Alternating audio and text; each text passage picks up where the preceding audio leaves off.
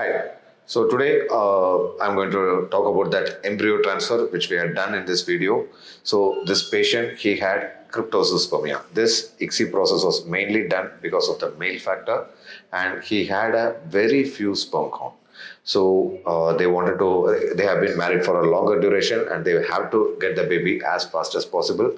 So we suggested them the ICSI IVF procedure, and we had done the IVF procedure and we had taken the sperm and we had utilized and we had got a good embryo and we had transferred.